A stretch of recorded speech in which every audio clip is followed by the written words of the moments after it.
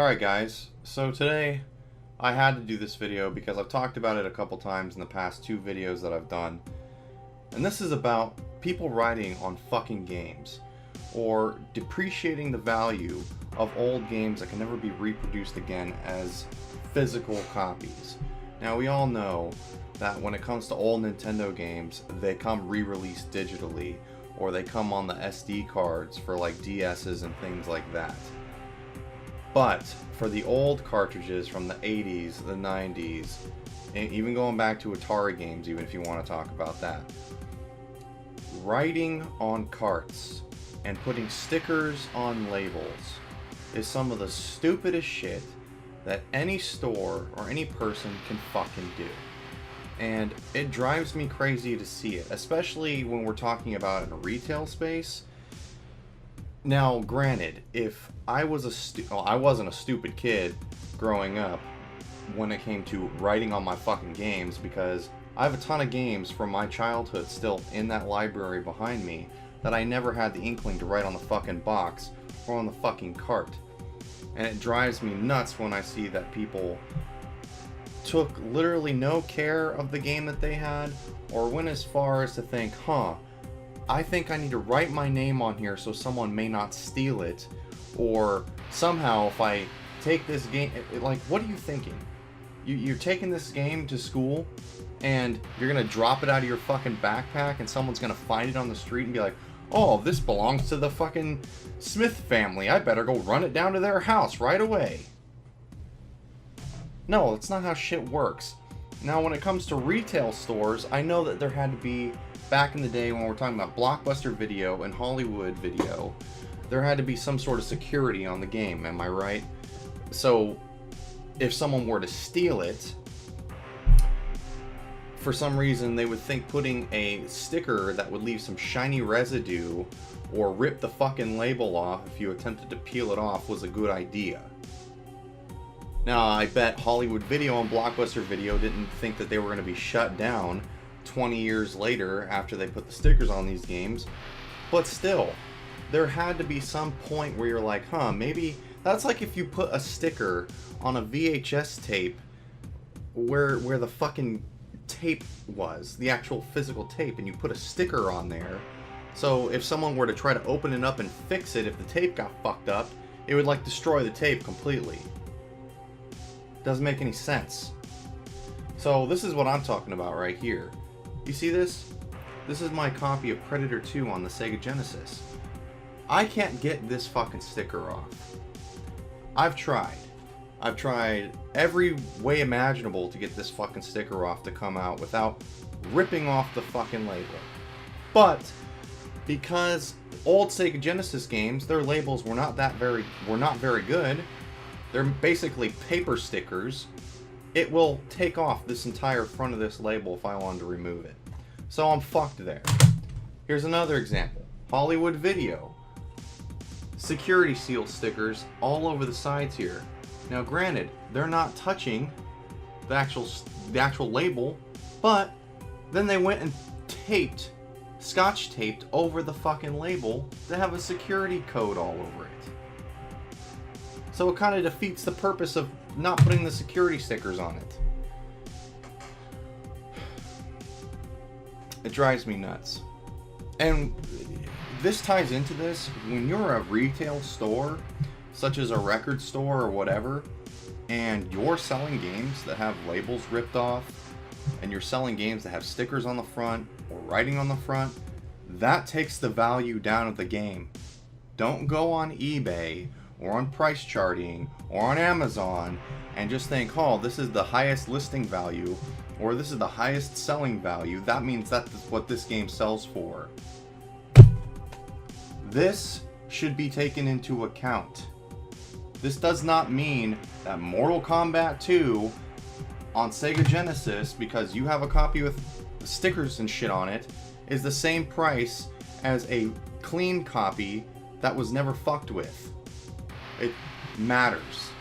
And anybody that actually is selling games, and normally, if they're a good seller, selling games in a retail store knows the difference of values and depreciations. Now, when it comes to stores like Goodwill and Salvation Army, they don't give a fuck. They get the shit all for free, so they're just going to mark it up to the highest thing and sell it.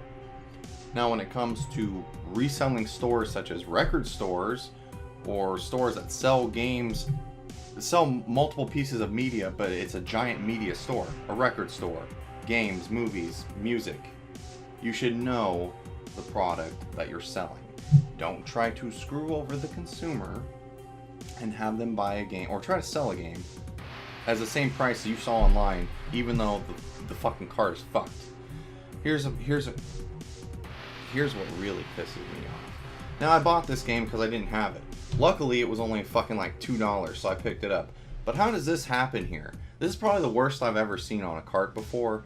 Stickers aside, permanent marker aside, this is something that can never be taken off, is how bad it is. And that is someone literally ingraining their fucking name into the plastic of the cart. With like a fucking, I don't know, a heated pen or some shit like that. How the fuck do you ingrain your oh yeah, look at that, that's fucking nice too. That should be taken into account too, just in case anyone's wondering. But how do you ingrain your fucking name into the plastic of the fucking cart? Freaking Mucheratos or whatever the fuck your name is? I don't even know how to pronounce that fucking name.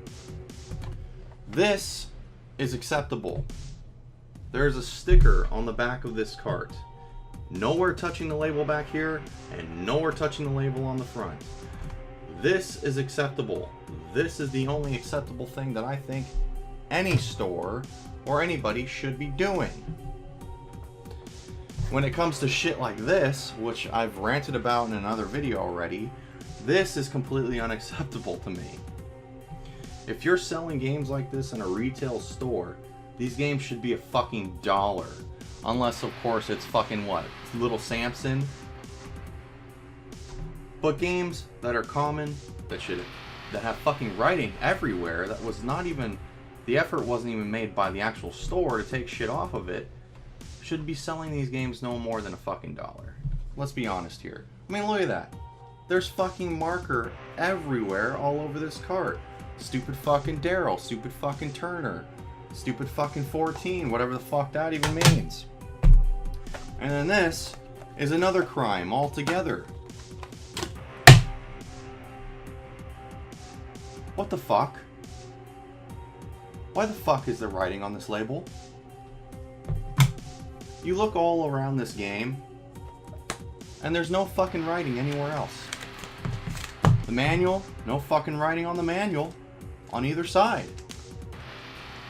All inside the manual, clean, except for where the person penciled in codes for the game. But those are in pencil. I could fucking erase those if I wanted to. This will never fucking go away. If I were to even attempt to get this off, it would ruin the label altogether. So when I want to play this game, I get to look at fucking P.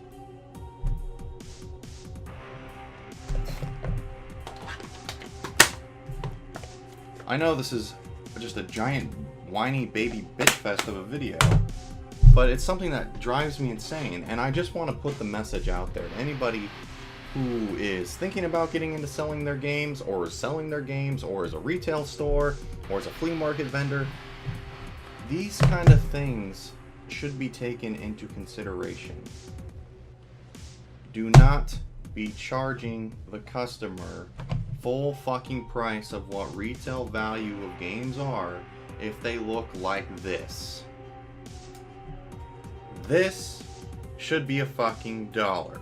Now granted, it's probably what I paid for it, but still, having shit all over the cart should be considered when selling games.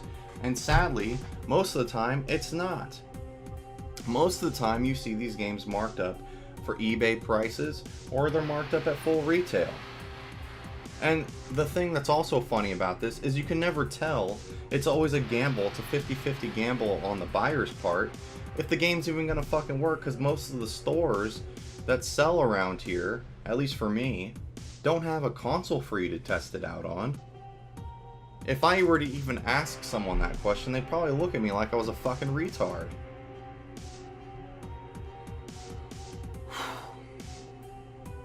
I just want people to be in the know when it comes to buying old games. If the games are fucked up like that, do not pay fucking high retail value. There's no fucking reason for it. And if the store that you're going to buy it from, if they're not willing to work with you on the depreciation of the cart, then fuck them. Throw the game down and walk the fuck out. I've done it many times before. I can't tell you how many times at the Goodwill I've gone inside there and there has been permanent marker writing all over the fucking sticker of the cart, and then you ask, can I get this cheaper? Because look at this. And they look at you like you're trying to fuck over the store. I don't even remember if I've talked about this before on camera or not, but I'm going to reiterate it right now. 2 years ago, Goodwill, went in, I found a sports title for Sega Genesis. I think it was like some fucking quarterback football, whatever the fuck. And there was writing all over the cart. They were charging almost $10 for it. I was like, this can't be right. Take it up to the front. Can this be marked down? I mean, is this negotiable? Because the cart's all fucked up. And I probably didn't say fucked up, but I was like, there's writing all over it, and it's permanent marker. I can't get this off without ruining the label. The guy looks at me like I'm a fucking idiot, takes the game behind the counter without even saying anything to me, starts pouring fucking rubbing alcohol on it, and starts rubbing it, and destroyed the fucking label right in front of my eyes. Because he didn't believe that the thing was fucked up. Like I was trying to be dishonest. And then he was like, oh, I'll give it to you for $3. No. I give you fucking 25 cents for it. Guy didn't want to come down even on that, even when he just fucked the label up right in front of me. For a sports title. It wasn't even worth my time. It was probably just 25 cents to watch the train wreck of this guy fucking up a label on a game. But anyway, just a quick rant video on carts and writing on them. I fucking hate it. And if you're a seller, come on, use your brain. Don't try to fuck the consumer. Do a little bit of research at least. Or at least do the common decency of taking at least a few dollars off of your listing amount of what you think the game's worth because of it being fucked up. It's really not that hard to do. When you treat your customers with honesty and respect, they will come back to you. But when you try to fuck them, that is when they will say, fuck you.